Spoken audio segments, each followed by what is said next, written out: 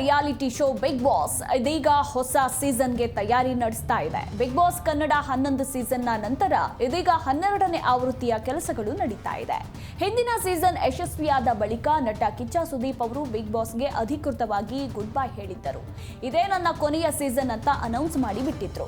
ಇದು ವೀಕ್ಷಕರು ಹಾಗೂ ಅಭಿಮಾನಿಗಳಲ್ಲಿ ನಿರಾಸೆ ಮೂಡಿಸಿತ್ತು. ಈ ಬಗ್ಗೆ ಸುದೀಪ್ ಅವರೇ ಸಾಮಾಜಿಕ ಜಾಲತಾಣದಲ್ಲಿ ಭಾವನಾತ್ಮಕ ಪೋಸ್ಟ್ ಅನ್ನ ಹಂಚಿಕೊಂಡಿದ್ದನ್ನ ಕಂಡಂತಹ ಅಭಿಮಾನಿಗಳು ಬೇಸರವನ್ನ ವ್ಯಕ್ತಪಡಿಸಿದ್ದರು. ಇನ್ನು ಬಿಗ್ ಬಾಸ್ ನಿರೂಪಣೆಯನ್ನ ಕಿಚ್ಚ ಸುದೀಪ್ ಅವರೇ ನಡೆಸಿಕೊಡಬೇಕು ಅಂತ ಅಭಿಮಾನಿಗಳು ಬಹಿರಂಗವಾಗಿ ಬೇಡಿಕೆ ಇಟ್ಟಿದ್ರು. ಇದಕ್ಕೆ ಈಗ ಸ್ಪಷ್ಟನೆ ಸಿಕ್ಕಿದೆ. ಸುದೀಪ್ ಅವರೇ ಮುಂದಿನ ಸೀಸನ್ ನಲ್ಲೂ ನಿರೂಪಕರಾಗಲಿದ್ದಾರೆ. ಆದ್ರೆ 12ನೇ ಸೀಸನ್ ಆದ ಬಳಿಕ 13ನೇ ಸೀಸನ್ಗೆ ಯಾರು ಸಾರಥಿ ಎಂಬ ಪ್ರಶ್ನೆ ಕೂಡ ಉದ್ಭವಿಸಿದ್ದು, ಇದಕ್ಕೆ ಸ್ವತಃ ಕಿಚ್ಚ ಸುದೀಪ್ ಅವರೇ ಸುದ್ದಿಗೋಷ್ಠಿಯಲ್ಲಿ ಸ್ಪಷ್ಟನೆಯನ್ನ ನೀಡಿದ್ದಾರೆ.